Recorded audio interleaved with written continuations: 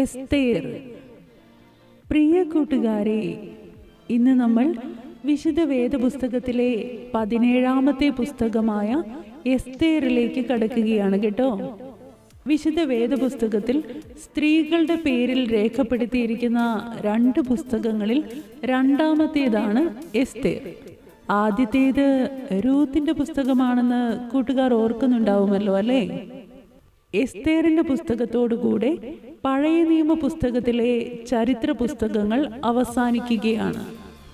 എസ്ര, നെഹമ്യാവ്, എസ്തേർ പുസ്തകങ്ങളിൽ യഹൂദിയുടെ പ്രവാസത്തിന് ശേഷമുള്ള കാര്യങ്ങളാണ് വിവരിച്ചിട്ടുള്ളത്.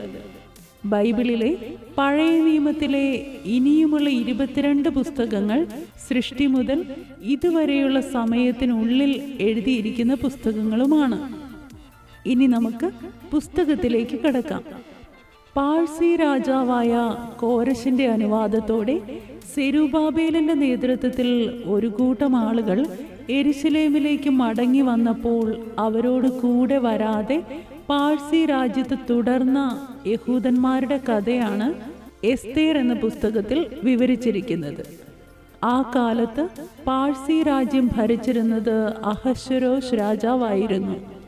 അന്ന് രാജ്യത്തിന്റെ വിസ്തൃതി ഇന്ത്യ മുതൽ എത്യോപ്യ വരെയുള്ള 127 സംസ്ഥാനങ്ങൾ ഉൾപ്പെട്ടതായിരുന്നു. അഹശ്വേരോശ് രാജാവ് തന്റെ വാഴ്ചയുടെ 3-ാം ആണ്ടിൽ തന്റെ സകല പ്രഭുക്കന്മാർക്കും ഭൃത്യന്മാർക്കും ഒരു വിരുന്ന് കഴിച്ചു. തന്റെ രാജകീയ മഹത്വത്തിന്റെ ഐശ്വര്യവും പ്രതാപവും എല്ലാവരും കണ്ടറിഞ്ഞു. ആ നാളുകൾക്കൊടുവിൽ രാജാവ് തന്റെ ഉദ്യാന പ്രാകാരത്തിൽ വെച്ച് 7 നാൾ നീണ്ട ഒരു വിരുന്നും കഴിച്ചു. ഈ സമയത്ത് രാജ്ഞിയായ വസ്തിയും രാജധാനിയിൽ വെച്ച് സ്ത്രീകൾക്കും ഒരു വിരുന്ന് കഴിച്ചു. 7-ാം ദിവസം വീഞ്ഞു കുടിച്ച് മത്തനായിരുന്ന രാജാവിന് തൻ്റെ ഐശ്വര്യം മാത്രമല്ല, തൻ്റെ രാജ്ഞിയുടെ സൗന്ദര്യവും എല്ലാവരുടെയും മുമ്പിൽ പ്രദർശിപ്പിക്കണം എന്നൊരാഗ്രഹം തോന്നി. അതിനെ തുടർന്ന് രാജാവ് തൻ്റെ 7 ഷണ്ഡന്മാരെ വിളിച്ച് രാജ്ഞിയോട് രാജകിരീടം ധരിച്ച് രാജസന്നിധിയിൽ വരുവാനുള്ള കൽപ്പനയും കൊടുത്ത് അയച്ചു. എന്നാൽ വസ്തി രാജ്ഞി രാജകൽപ്പന മറുത്ത് ചെല്ലാതിരുന്നു. ഇതിൽ രാജാവ് ഏറ്റവും കോപിച്ചു. ഈ അനുസരണക്കേടിന് രാജധർമ്മ പ്രകാരം എങ്ങനെ പകരം ചെയ്യണം എന്ന് രാജാവ് വിദ്വാൻമാരോട് കൂടി ആലോചിച്ചു. വസ്തിയുടെ ഈ പ്രവൃത്തി കണ്ട് രാജ്യത്തിലെ സകല സ്ത്രീകളും തങ്ങളുടെ ഭർത്താക്കന്മാരോട് അനുസരണക്കേട് കാണിക്കാതിരിക്കാൻ വസ്തിയെ രാജ്ഞി സ്ഥാനത്ത് നിന്ന് നീക്കുവാൻ അവർ തീരുമാനിച്ചു. അത് നടപ്പിൽ വരുത്തുകയും ചെയ്തു. കുറച്ച് നാളുകൾ കഴിഞ്ഞപ്പോൾ രാജാവിന്റെ കോപം ശമിച്ചു. അവൻ വസ്തിയുടെ പ്രവൃത്തിയെയും അവളെക്കുറിച്ച് കൽപ്പിച്ച വിധിയെയും ഓർത്തു. രാജാവിന്റെ മനസ്സറിഞ്ഞ സേവകന്മാർ രാജാവിനു വേണ്ടി സൗന്ദര്യമുള്ള യുവതികളായ കന്യകമാരെ അന്വേഷിക്കുവാൻ ആലോചിച്ചു. അതിൽ രാജാവിന് ബോധിക്കുന്നയാളെ വസ്തിക്ക് പകരം രാജ്ഞിയാക്കുവാനും ആലോചന പറഞ്ഞു. ഈ കാര്യം രാജാവിനും ബോധിച്ചു. അങ്ങനെ അവർ അനേകം യുവതികളെ ശേഖരിച്ച് രാജധാനിയിൽ അന്തഃപുര പാലകനായ ഹേഗായിയുടെ വിചാരണയിൽ കൊണ്ടുവന്നു. ആ കൂട്ടത്തിൽ ശൂഷൻ രാജധാനിയിൽ സേവ ചെയ്തിരുന്ന ബെന്യാമീനായ മൊർദെഖായിയുടെ ചിറ്റപ്പന്റെ മകളായ എസ്തേർ എന്ന ഹദസയും ഉണ്ടായിരുന്നു. അവൾ രൂപവതിയും സുമുഖിയും ആയിരുന്നു. അവളുടെ അമ്മയപ്പന്മാർ മരിച്ചുപോയതുകൊണ്ട് മൊർദെഖായി അവളെ സ്വന്തം മകളായിട്ട് തന്നെ എടുത്തു വളർത്തി. മൊർദെഖായിയുടെ നിർദ്ദേശപ്രകാരം അവൾ തൻ്റെ ജാതിയും കുലവും ആരെയും അറിയിച്ചില്ല. കൊണ്ടുവന്ന ഓരോ യുവതിക്കും 1 വർഷം നീണ്ട ബ്യൂട്ടി ട്രീറ്റ്മെന്റ് അവർ അന്തഃപുരത്തിൽ ചെയ്തു. ആർക്കും കണ്ടാൽ ഇഷ്ടം തോന്നുന്ന പ്രകൃതമായിരുന്നു എസ്തേറിൻ്റേത്.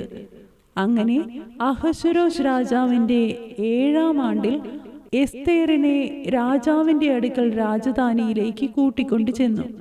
രാജാവ് എസ്തേറിനെ സകല സ്ത്രീകളെക്കാൾ അധികം സ്നേഹിച്ചു. സകല കന്യകമാരിലും അധികം കൃപയും പക്ഷവും അവളോട് തോന്നിയിട്ട് അവൻ രാജകിരീടം അവളുടെ തലയിൽ വെച്ച് അവളെ വസ്തിക്ക് പകരം രാജ്ഞിയാക്കി. എസ്തേർ രാജ്ഞിയായി തീർന്നെങ്കിലും മൊർദെഖായിയുടെ അടുത്ത് വളർന്നപ്പോഴുള്ളതുപോലെ തുടർന്നും അവന്റെ വാക്കുകളെ അനുസരിച്ചു പോന്നു. ആ കാലത്ത് ഒരു ദിവസം മൊർദെഖായി രാജാവിന്റെ വാതിൽക്കലിരിക്കുമ്പോൾ വാതിൽ കാവൽക്കാരായ 2 ഷണ്ഡന്മാർ രാജാവിനെതിരെ പദ്ധതികൾ മെനയുന്നതിനെക്കുറിച്ച് അറിവ് കിട്ടി. മൊർദെഖായി അത് എസ്തേറിന് അറിവ് നൽകി. തുടർന്ന് രാജാവ് ഈ കാര്യത്തിൽ അന്വേഷണം നടത്തി സംഭവം സത്യമെന്ന് മനസ്സിലാക്കി ആ 2 പേരെയും തൂക്കിക്കൊല്ലുവാൻ കൽപ്പിച്ചു. ഈ കാര്യങ്ങളൊക്കെ രാജാവിന്റെ ദിനവൃത്താന്ത പുസ്തകത്തിൽ എഴുതി വയ്ക്കുകയും ചെയ്തു. തുടർന്ന് അഹശ്വേരോശ് രാജാവ് ആഗാഗ്യനായ ഹാമാൻ എന്നയാളെ വിളിച്ച് ഉന്നത പദവി നൽകി രാജ്യത്തിന് 2ാമനാക്കി വെച്ചു. ഈ ആഗാഗിനെ കൂട്ടുകാർ ഓർക്കുന്നുണ്ടോ? പണ്ട് ഈജിപ്തിൽ നിന്ന് മോശയുടെ നേതൃത്വത്തിൽ പുറപ്പെട്ടു പോന്ന ഇസ്രായേൽ മക്കളെ കാരണം കൂടാതെ ആക്രമിച്ച അമാലേക്യരുടെ രാജാവായിരുന്നു ആഗാഗ്.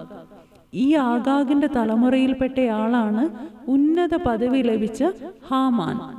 ഹാമാനെ എല്ലാവരും കുമ്പിട്ട് നമസ്കരിക്കണമെന്ന് രാജാവിങ്കിൽ നിന്ന് ഒരു കൽപ്പനയും ഉണ്ടായിരുന്നു.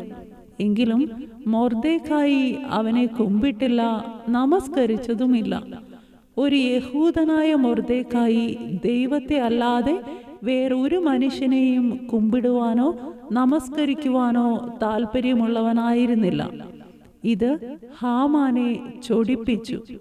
അവൻ ഒരു യഹൂദൻ എന്ന് മനസ്സിലാക്കിയ ഹാമാൻ അഹശ്വേരോശ് രാജാവിന്റെ രാജ്യത്തെല്ലായിടത്തുമുള്ള യഹൂദന്മാരെ നശിപ്പിക്കുവാൻ തക്കമന്വേഷിച്ചു.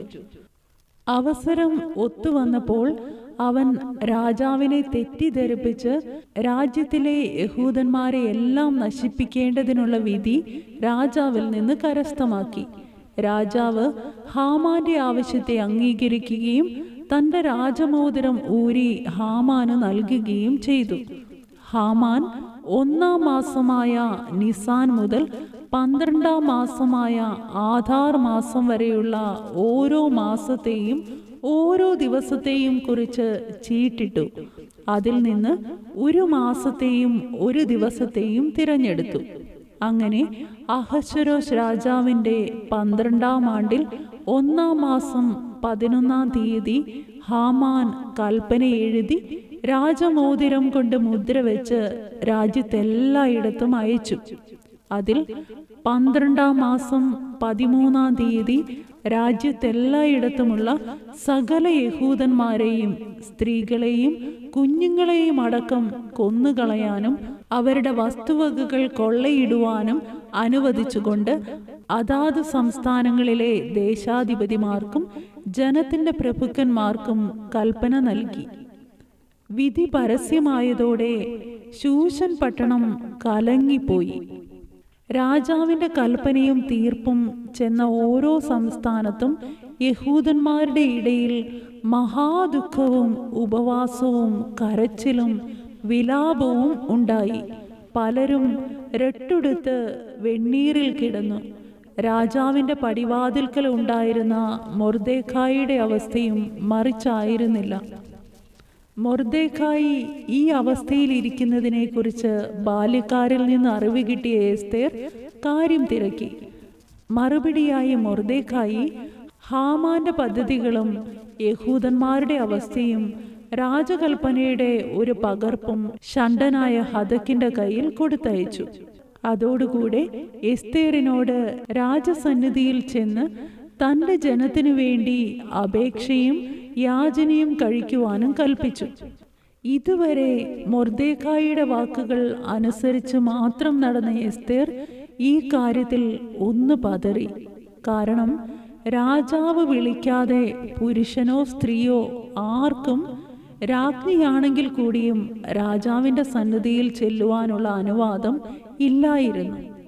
ഇനി അഥവാ ആരെങ്കിലും ചെന്നാൽ രാജാവിന് ദയ തോന്നി തൻ്റെ പൊൻചെങ്കോൽ അവരുടെ നേരെ നീട്ടാതിരുന്നാൽ അയാളെ കൊല്ലണം എന്നുള്ളതായിരുന്നു നിയമം.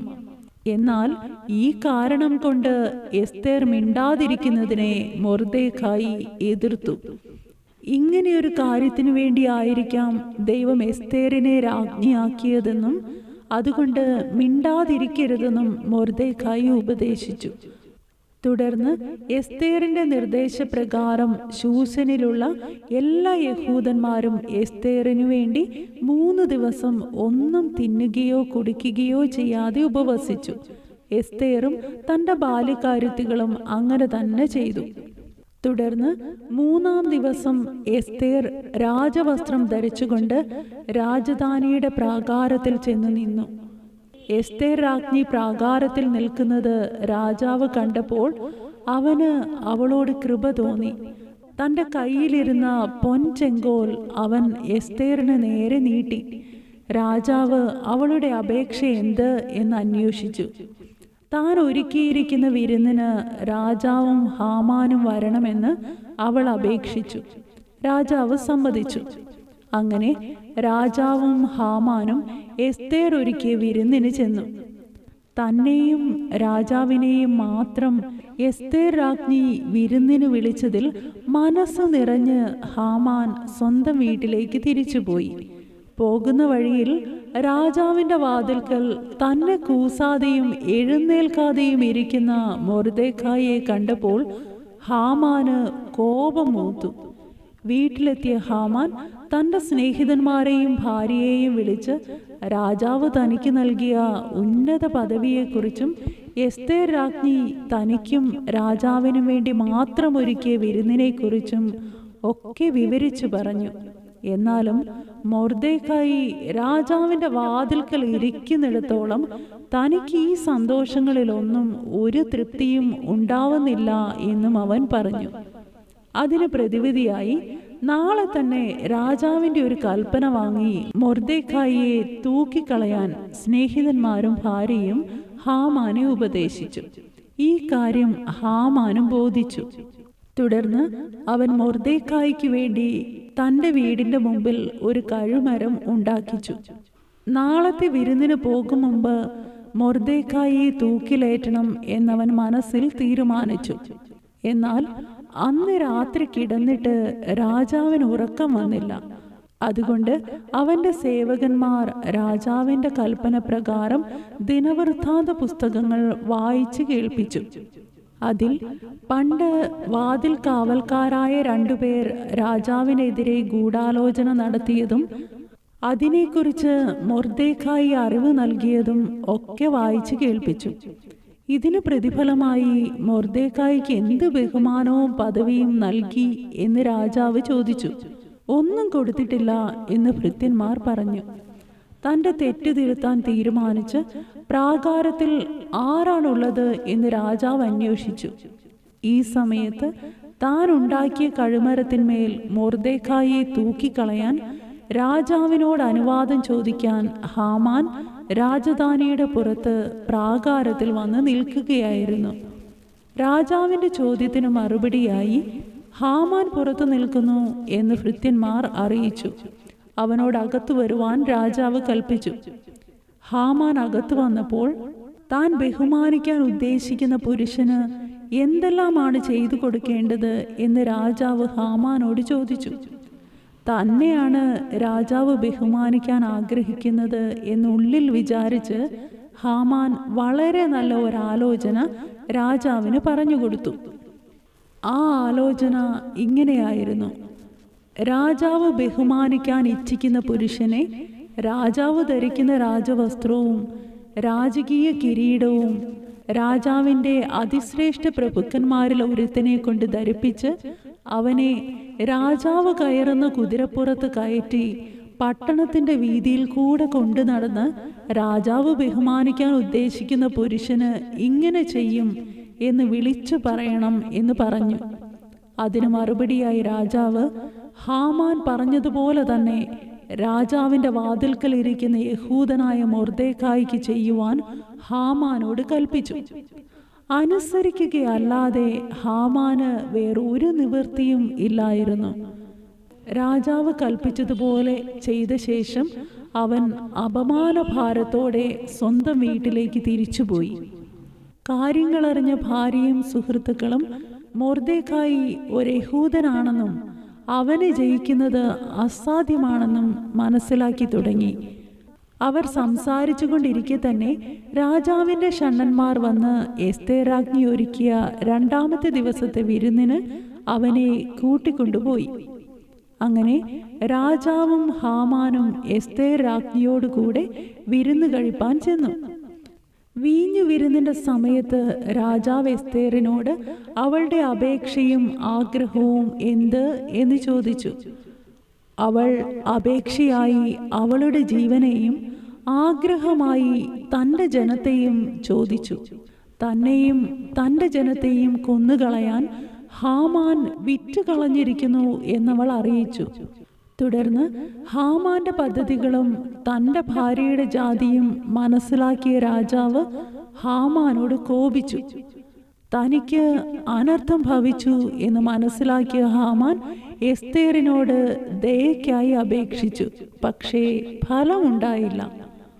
തൻ്റെ നന്മയ്ക്ക് വേണ്ടി സംസാരിച്ച മൊർദെഖായിക്ക് വേണ്ടി ഹാമാൻ കഴുമരം കൂടി ഉണ്ടാക്കിയെന്ന് മനസ്സിലാക്കിയ രാജാവ് അതേ കഴുമരത്തിൽ തന്നെ ഹാമാനെ തൂക്കിക്കളയാൻ കൽപ്പിച്ചു. രാജാവിൻ്റെ ഭൃത്യന്മാർ അത് ചെയ്യുകയും ചെയ്തു. അങ്ങനെ രാജാവിൻ്റെ ക്രോധം ശമിച്ചു. അന്ന് തന്നെ ഹാമാന്റെ വീട് രാജാവ് എസ്തേർ രാജ്ഞിക്ക് കൊടുത്തു. മൊർദെഖായി തൻ്റെ ആരാണെന്ന് എസ്തേർ വെളിപ്പെടുത്തിയത് കൊണ്ട് മൊർദെഖായി രാജസന്നിധിയിൽ പ്രവേശനവും പ്രാപിച്ചു. രാജാവ് ഹാമാന്റെ കയ്യിൽ നിന്ന് ഊരിയെടുത്ത തൻ്റെ മോതിരം മൊർദെഖായിക്ക് നൽകി. തുടർന്ന് മൊർദെഖായി ഹാമാന്റെ വീടിൻ്റെ മേൽവിചാരകനായി തീർന്നു. പക്ഷേ ഇവിടം കൊണ്ട് യഹൂദന്മാരുടെ പ്രശ്നത്തിന് പരിഹാരമാകുന്നില്ലല്ലോ. അതുകൊണ്ട് ഹാമാൻ രാജമോതിരം കൊണ്ട് മുദ്രയിട്ട് ഓരോ സംസ്ഥാനങ്ങളിലും എഴുതി അയച്ച കൽപ്പന ദുർബലപ്പെടുത്തുവാൻ വേറൊരു കൽപ്പന പുറപ്പെടുവിക്കണമെന്ന് എസ്തേർ രാജ്ഞി രാജാവിനോട് അപേക്ഷിച്ചു. എന്നാൽ ഒരിക്കൽ രാജനാമത്തിൽ എഴുതുകയും രാജമോതിരം കൊണ്ട് മുദ്രയിടുകയും ചെയ്ത കൽപ്പനയെ ദുർബലമാക്കുവാൻ ആർക്കും കഴിയില്ലെന്നും വേണമെങ്കിൽ യഹൂദന്മാർക്കു വേണ്ടി വേറൊരു കൽപ്പന എഴുതി രാജമോതിരം കൊണ്ട് മുദ്രയിട്ടുകൊള്ളാനും രാജാവ് പറഞ്ഞു. അതിനെ തുടർന്ന് മൊർദെഖായിയുടെ നിർദ്ദേശപ്രകാരം അവർ രാജാവിൻ്റെ നാമത്തിൽ വേറൊരു കത്തെഴുതി രാജമോതിരം കൊണ്ട് മുദ്രയിട്ട് അഹശ്വേരോശിന്റെ രാജ്യത്തിൽ ഇന്ത്യ മുതൽ എത്യോപ്യ വരെയുള്ള 127 സംസ്ഥാനങ്ങളിലുമുള്ള യഹൂദന്മാർക്ക് എഴുതി അയച്ചു. അതിൽ ഹാമാൻ യഹൂദന്മാരെ നശിപ്പിക്കുവാൻ പദ്ധതിയിട്ട അതേ ദിവസം 12-ാം മാസമായ ആദാർ മാസത്തിലെ 13-ാം തീയതി അതത് പട്ടണങ്ങളിലുള്ള യഹൂദന്മാർ തങ്ങളെ ആക്രമിക്കുന്ന ജാതികളോട് ജീവരക്ഷയ്ക്ക് വേണ്ടി പൊരുതി നിൽക്കുവാനും ഉപദ്രവിക്കുന്ന ജാതികളുടെ സ്ത്രീകളെയും കുട്ടികളെയും അടക്കം കൊന്നുമുടിച്ച് അവരുടെ സമ്പത്ത് കൊള്ളയിടുവാനും മൊർദെഖായി യഹൂദന്മാർക്ക് അധികാരം കൊടുത്തു. രാജാവിൻ്റെ കൽപ്പനയും തീർപ്പും ചെന്നെത്തിയ സകല സംസ്ഥാനങ്ങളിലും പട്ടണങ്ങളിലും യഹൂദന്മാർക്ക് ആനന്ദവും സന്തോഷവും വിരുന്നും ഉത്സവവും ഉണ്ടായി. യഹൂദന്മാരെക്കുറിച്ചുള്ള പേടി ദേശത്തെ ജാതികളുടെ മേൽ വീണിരുന്നത് കൊണ്ട് അവർ പലരും യഹൂദന്മാരായി തീർന്നു. അങ്ങനെ 12-ാം മാസം 13-ാം തീയതി അഹശ്വേരോശ് രാജാവിൻ്റെ സകല സംസ്ഥാനങ്ങളിലും തങ്ങളുടെ പട്ടണങ്ങളിൽ തങ്ങളോട് ദോഷം ചെയ്യാൻ ഭാവിച്ചവരെ കയ്യേറ്റം ചെയ്യാൻ യഹൂദന്മാർ ഒരുമിച്ച് കൂടി. അവരെക്കുറിച്ചുള്ള ഭീതി സകല ജാതികളുടെ മേലും വീണിരുന്നതുകൊണ്ട് ആർക്കും അവരോട് എതിർത്ത് നിൽപ്പാൻ കഴിഞ്ഞില്ല. മൊർദെഖായി മഹാനായി തീരുകയും അവൻ്റെ കീർത്തി സകല സംസ്ഥാനങ്ങളിലും പടരുകയും ചെയ്തിരുന്നു. അതുകൊണ്ട് പലരും മൊർദെഖായിയെ പേടിച്ച് യഹൂദന്മാർക്ക് സഹായം ചെയ്തു. യഹൂദന്മാർ തങ്ങളുടെ ശത്രുക്കളെ ഒക്കെ വെട്ടിക്കൊന്നുകളഞ്ഞു. ശൂഷൻ രാജധാനിയിലെയും സ്ഥിതി വ്യത്യസ്തമായിരുന്നില്ല. അവർ 500 പേരെയും ഹാമാന്റെ 10 പുത്രന്മാരെയും ശൂശനിൽ തന്നെ കൊന്നു. വിവരങ്ങൾ അറിഞ്ഞ രാജാവ് എസ്തേറിന് ഇനിയും ആഗ്രഹങ്ങളുണ്ടെങ്കിൽ അത് സാധിച്ചു തരാം എന്ന് പറഞ്ഞു. ശൂശനിലെ യഹൂദന്മാർക്ക് തങ്ങളുടെ ശത്രുക്കളോട് പ്രതികാരം ചെയ്യാൻ 1 ദിവസം കൂടി അനുവദിച്ചു നൽകണം എന്നവൾ അപേക്ഷിച്ചു. രാജാവ് അത് അനുവദിച്ചു. അതേ തുടർന്ന് പിറ്റേ ദിവസം 14-ാം തീയതി കൂടെ ശൂശനിൽ യഹൂദന്മാർ പ്രതികാരം നടത്തി. എന്നാൽ രാജ്യത്തൊരിടത്തും അവർ ശത്രുക്കളെ കവർച്ച ചെയ്തില്ല. രാജ്യത്തെല്ലായിടത്തും 14-ാം തീയതിയും ശൂശനിൽ 15-ാം തീയതിയും യഹൂദന്മാർ വിശ്രമിച്ച് വിരുന്നും സന്തോഷവുമുള്ള ദിവസമായിട്ട് ആചരിച്ചു. ഈ ദിവസങ്ങളെ പുരീം എന്ന് പേരിട്ട് വിളിച്ച് ആചരിക്കണമെന്ന് എസ്തേർ രാജ്ഞിയും മൊർദെഖായിയും ചേർന്ന് ഒരു ചട്ടം പുറപ്പെടുവിക്കുകയും ചെയ്തു. അത് ഇന്നുവരെയും അവർ പാലിക്കുകയും ചെയ്യുന്നു. അങ്ങനെ യഹൂദനായ മൊർദെഖായി പാഴ്സി രാജ്യത്തിന് 2ാമനായി തീരുകയും തൻ്റെ സഹോദരന്മാർക്കും സ്വജനത്തിനും ഇഷ്ടനും ഗുണകാംക്ഷിയുമായി പ്രവർത്തിക്കുകയും ചെയ്തു. ഇതോടുകൂടെ എസ്തേറിന്റെ പുസ്തകം അവസാനിക്കുകയാണ്. അതുമാത്രവുമല്ല, സൃഷ്ടി മുതൽ ഏകദേശം 3500 വർഷങ്ങളുടെ ചരിത്രവും അവസാനിക്കുകയാണ്. അടുത്ത വീഡിയോയിൽ നമുക്ക് അടുത്ത പുസ്തകത്തിലേക്ക് കടക്കാം. ദൈവം അനുഗ്രഹിക്കട്ടെ.